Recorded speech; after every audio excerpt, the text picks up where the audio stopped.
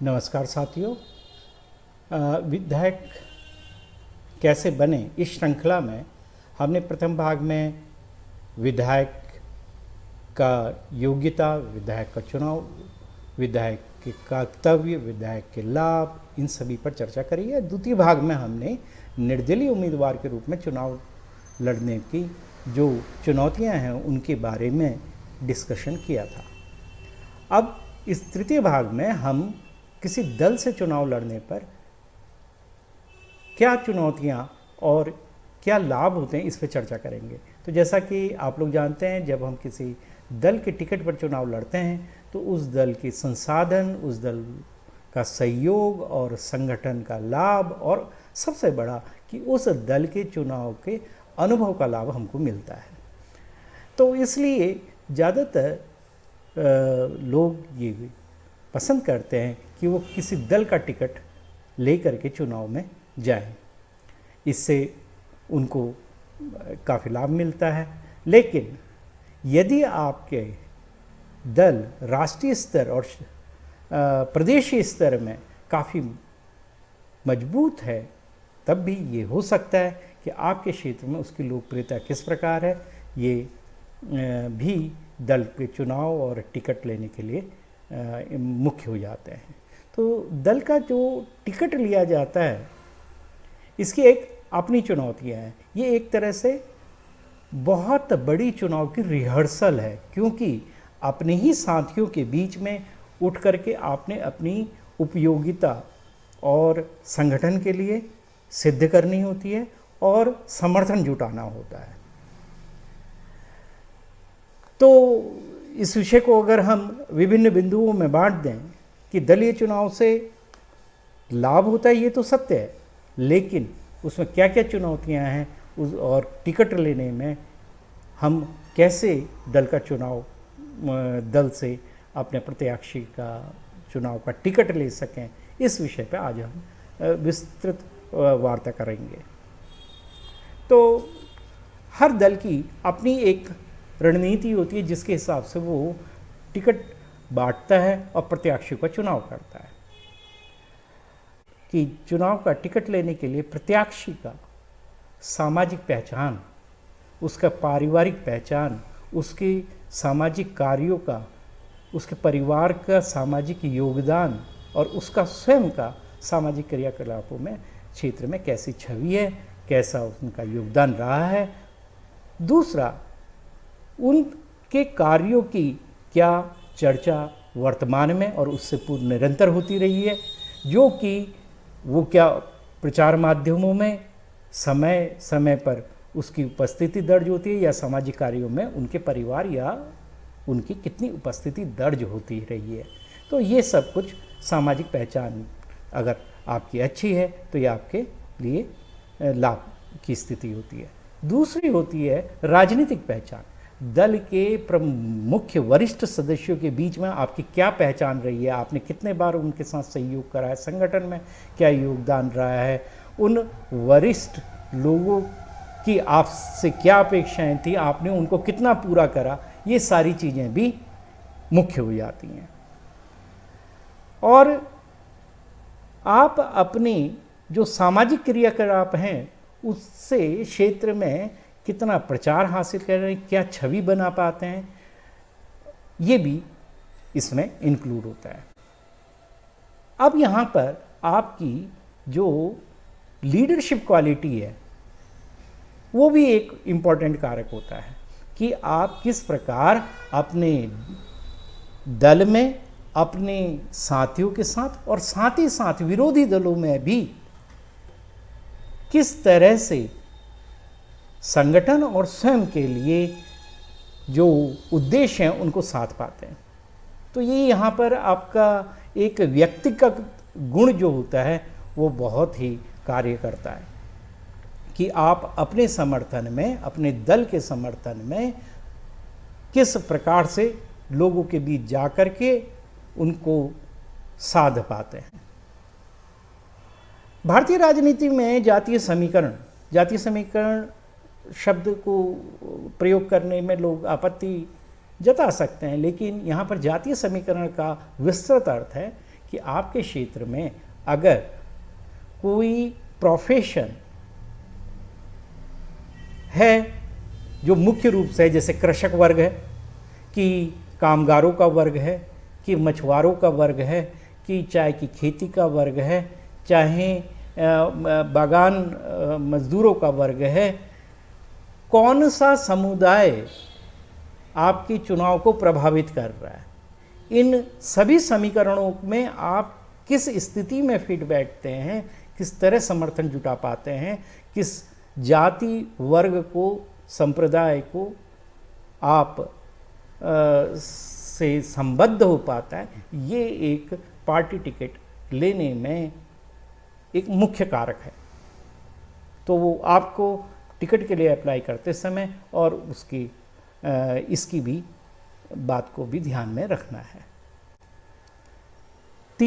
जो अगली मुख्य बात है कि आप अपने चुनाव प्रचार में, आगामी आने वाले चुनावों में आपके पास संसाधनों की कितनी उपलब्धता है। ये आपकी अपनी व्यक्तिगत कैपेसिटी भी हो सकती है या आपके साथियों की, आपके जो है साधनों की उपलब्धता आप कर पाते हैं।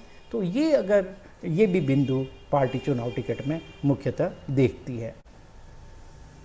इसके अलावा एक और मुख्य बात है कि दल के प्रति आपका समर्पण और उसकी विचारधारा से सहमति।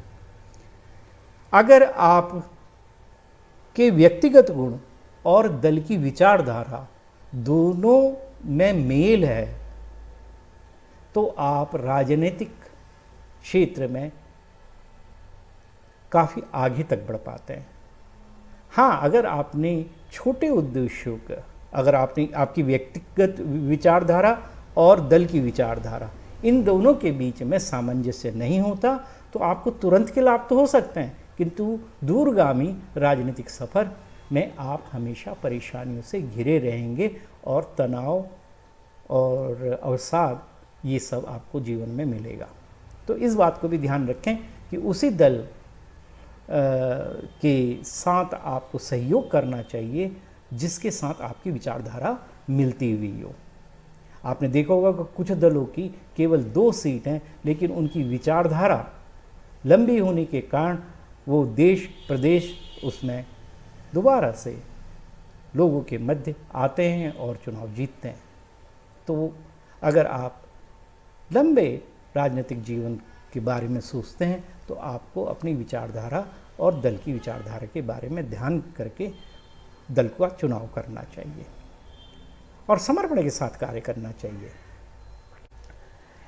एक और बिंदु है कि कभी कभी राजनीतिक समीकरण कुछ इस ढंग से हो जाते हैं कि अन्य दलों के प्रत्याशियों की उपस्थिति में आप व्यक्ति विशेष की क्या स्थिति होती है, सभी समीकरणों, राजनीतिक समीकरणों को, जातीय समीकरणों को, वर्ग की समीकरणों में लगाने पर इस प्रकार भी टिकट मिल जाता है और ये बड़े आश्चर्यजनक ढंग से संभव होता है। अगर एक समुदाय की क्षेत्र में संख्या अधिक है और दूसरे समुदाय की कम, लेकिन अधिकतर विपक्षी दल ने उस बड़ी समुदाय से ही प्रत्याशियों को चुना है, तो जिताऊ समीकरण बनती है जो बाकी जो समुदाय बचा हुआ है। तो प्रत्याशियों के टिकट वितरण में ये भी हो सकता है कि वो जो समुदाय संगठित है और कम जनसंख्या वाला है, टिकट उसको मिल जाए, क्योंकि अंतिम उद्देश्य दल का ये होता है कि केवल जिताऊ प्रत्याशी को ही टिकट दे। इसी कारण आप देखते होंगे कि जो महिलाएं हैं उनकी भागीदारी हमारे राजनीतिक परिप्रेक्ष्य में कम है, क्योंकि पार्टियों का और कई बाहुबली और भी चुनाव में टिकट पा जाते हैं। तो ये सब समीकरण आधारित और धरातलीय कारणों के कारण होता है। एक और कारण है जिस पर विशेष चिंतन करना है, कहीं ऐसा तो नहीं है आपने टिकट मांगा और उस पर पार्टी का कोई बड़ा नेता पार्टी ने पहले से चुनाव के लिए सेलेक्ट किया हुआ है, तो ऐसी स्थिति में भी आपको टिकट नहीं मिलेगा। कभी ऐसा होता है कि विपक्षी दल का एक बहुत बड़ा नेता आपके चुनाव क्षेत्र से खड़ा हो रहा है और उसकी जीत सुनिश्चित करने के लिए दलों में आपसी समीकरण बने हैं कि वो हमारे क्षेत्र से जीतना चाहिए और किसी दूसरे क्षेत्र में हमारे दल का बड़ा नेता जीतना चाहिए। तो उस समय कमज़ोर प्रत्याशी को भी टिकट मिल जाता है और हम आश्चर्यचकित रह जाते हैं कि भाई उसको टिकट कैसे दे दिया पार्टी ने। तो कुल मिलाकर के हम ये कह सकते हैं कि चुनाव में टिकट वितरण अपने में एक स्पेशल